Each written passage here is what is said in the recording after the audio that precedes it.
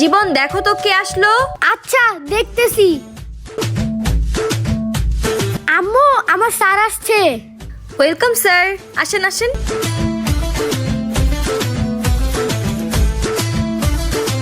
Sir আপনার নাস্তা। Thank you.